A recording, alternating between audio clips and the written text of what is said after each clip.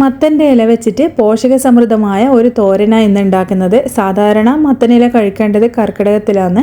അപ്പോൾ കർക്കിടകത്തിൽ ഇത് ഉണ്ടാക്കിയതാണ് കേട്ടോ. വീഡിയോ പോസ്റ്റ് ചെയ്യാൻ കുറച്ച് ലേറ്റായി പോയതാണ്. അപ്പോൾ വളരെയധികം പോഷകസമ്പുഷ്ടമായ ഒന്നാണ് മത്തനില. അപ്പോൾ കർക്കിടകത്തിൽ 10 ഇലകൾ കഴിക്കണം നമ്മൾ പറയാറുണ്ട്. അതിൽ ഏറ്റവും പ്രധാനപ്പെട്ടതാണ് ഈ മത്തനില കഴിക്കുന്നത്. അതുപോലെ തന്നെ ക്യാൻസറിനെ ചെറുക്കാനും പ്രമേഹം, കൊളസ്ട്രോൾ, BP ഒക്കെ കുറക്കാനും ഇതിന് ഒരു പ്രത്യേക കഴിവ് തന്നെയുണ്ട്. അപ്പോൾ വളരെയധികം പോഷകസമ്പുഷ്ടമാണെന്ന് പറയാൻ കാരണം തന്നെ ഇതിൽ കാൽസ്യം ഒക്കെ അടങ്ങിയിരിക്കുന്നതുകൊണ്ട് തന്നെ എല്ലുകൾക്കും പല്ലുകൾക്കും ഒക്കെ വളരെ നല്ലതാണ് ഇത് കഴിക്കുന്നത് കൊണ്ട്. അപ്പോൾ സാധാരണ കുട്ടികൾക്കൊക്കെ ഇത് അധികം കഴിക്കാൻ മടിയായിരിക്കും. പക്ഷേങ്കിൽ തോരനൊക്കെ ഉണ്ടാക്കി കൊടുത്തു കഴിഞ്ഞാൽ ഇതിന് പ്രത്യേക ഒരു ടേസ്റ്റ് തന്നെയാണ്. സാധാരണ നമ്മളെ മുരിങ്ങയില പോലെ കുറച്ച് കയ്പ്പ് ഉള്ളതല്ല, ഇത് ചെറിയൊരു മധുരം ഉള്ളതാണ്. അതുകൊണ്ട് തന്നെ കുട്ടികൾ പോലും ചോദിച്ച് വാങ്ങി കഴിക്കും. അപ്പോൾ ഇതാ നമുക്ക് ഉണ്ടാക്കാൻ തുടങ്ങാം. അതിന് വേണ്ടിയിട്ട് കുറച്ച് മത്തൻ്റെ ഇല എടുത്തിട്ടുണ്ട്. അപ്പോൾ ചെറിയ തളിരില എടുത്തതായിരിക്കും കൂടുതൽ നല്ലത്. പക്ഷേങ്കിൽ ഞാൻ കുറച്ച് മൂത്ത പോലത്തെ ഇലയും എടുത്തിട്ടുണ്ട് കേട്ടോ. മത്തൻ്റെ ആ ഒരു തളിരിലൊക്കെ കുറച്ച് കുറവാണ്, അതുകൊണ്ട് കുറച്ച് മൂത്ത ഇലയും കൂടി എടുത്തിട്ടുണ്ട്. ഇനി അത് നല്ലപോലെ നമുക്കിതാ ഒന്ന് കഴുകിയെടുക്കാം. അപ്പോൾ നമ്മളെ വീട്ടിൽ നിന്ന് തന്നെ ഇത് പറിക്കുന്നതായതുകൊണ്ട് അങ്ങനെ മഞ്ഞപ്പൊടി ഇട്ട വെള്ളത്തിലൊക്കെ അങ്ങനെ വെക്കേണ്ട ആവശ്യമൊന്നുമില്ല. ഒന്ന് ടാപ്പ് വാട്ടറിലൊന്ന് കഴുകിയെടുത്താൽ മതി. ഒരു 3-4 പ്രാവശ്യം ഒന്ന് കഴുകിയെടുത്തിട്ടുണ്ട്.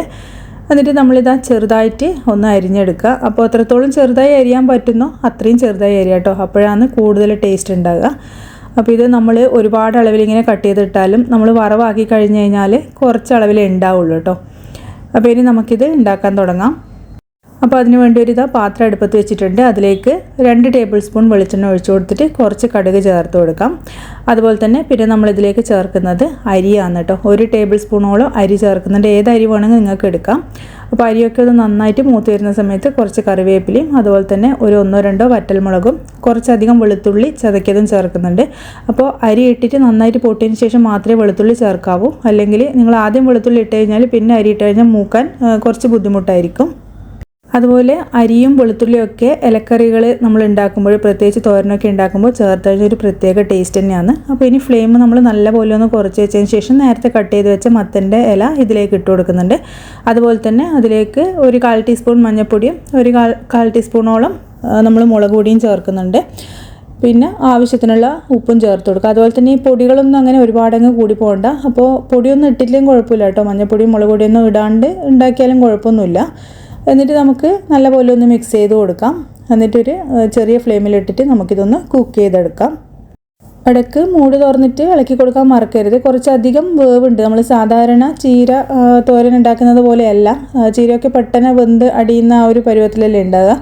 പക്ഷെങ്കിൽ ഇതിന് കുറച്ചധികം വേവുണ്ട്. അതുകൊണ്ട് കുറച്ച് ടൈം എടുത്തിട്ടാണ് നമ്മളിത് കുക്ക് ചെയ്തെടുക്കുന്നത്. അതുപോലെ തന്നെ ഇടയ്ക്ക് ഇങ്ങനെ ഇളക്കി കൊടുക്കാൻ മറക്കരുത്. അപ്പോൾ ഏകദേശം ഒരു പകുതി ഭാഗം വെന്ത് കഴിഞ്ഞാൽ നമുക്കിതിലേക്ക് തേങ്ങ ചിരവിയത് ചേർത്ത് കൊടുക്കാം. അതുപോലെ തന്നെ തേങ്ങ എത്രത്തോളം കൂടുതൽ ഇലക്കറികൾക്ക് ഇടുന്നോ അത്രയും ടേസ്റ്റ് തന്നെയാണ്. അപ്പോൾ അതും കൂടിയും ചേർത്തതിന് ശേഷം നമുക്ക് ഇത് വീണ്ടും നല്ലപോലെ ഒന്ന് മിക്സ് ചെയ്തെടുക്കാം. അപ്പോൾ സാധാരണ മഴയത്തൊക്കെ മത്തൻ ഒരുപാട് നമുക്ക് കിട്ടാറുണ്ടല്ലേ, കടകളിൽ നിന്നൊക്കെ ആയാലും കിട്ടാറുണ്ട്. അപ്പോൾ നമ്മൾ വീടുകളിൽ തന്നെ നട്ട് മുളപ്പിച്ച് കഴിഞ്ഞാൽ കായ പ്രത്യേകിച്ച് ഉണ്ടാവുന്നില്ലെങ്കിലും മഴ ഒന്ന് കുറച്ച് കഴിഞ്ഞാൽ കായ ഒന്ന് പിടിച്ചു കിട്ടുള്ളൂ. നമുക്ക് ഇലക്കറികൾ ധാരാളം ആ ഒരു സമയത്ത് കിട്ടും. അപ്പോൾ വീടുകളിലൊക്കെ ഉണ്ടെങ്കിൽ പ്രത്യേകിച്ചിട്ട് ഇന്ന് മിക്ക ആൾക്കാരും ഇതൊന്നും ഉണ്ടാക്കാറില്ല. പക്ഷേങ്കിൽ ഹെൽത്തിന് വളരെയധികം നല്ലതാണ്. അപ്പോൾ നിങ്ങൾ വീട്ടിൽ ഉണ്ടെങ്കിൽ ഒരിക്കലും കളയരുത്. ഇതിൻ്റെ ഇലയൊക്കെ ഒന്ന് വറുത്ത് നോക്കണേ. അപ്പോൾ വളരെയധികം ഹെൽത്തിന് ഗുണം നൽകുന്ന നമ്മളെ മത്തനില തോരൻ ഇവിടെ റെഡി ആയിട്ടുണ്ട്. ഉണ്ടാക്കാൻ എളുപ്പമാണ്, അതുപോലെ തന്നെ നല്ല ടേസ്റ്റാണ്. ചോറിൻ്റെ കൂടെ നമുക്ക് ഇത് കൂട്ടി മാത്രം കഴിക്കാനും നല്ല ടേസ്റ്റ് തന്നെ കേട്ടോ. അതുപോലെ തന്നെ വെറുതെയൊക്കെ കഴിക്കാൻ നല്ല ടേസ്റ്റാണ്. അപ്പോൾ വളരെയധികം എളുപ്പത്തിലും വളരെ ഹെൽത്തിന് ഗുണമുള്ളതുമായ നമ്മളെ തോരൻ ഇവിടെ റെഡി ആയിട്ടുണ്ട്. അപ്പോൾ ഇത് കിട്ടുന്നുണ്ടെങ്കിൽ തീർച്ചയായിട്ടും നിങ്ങൾ ട്രൈ ചെയ്ത് നോക്കണേ.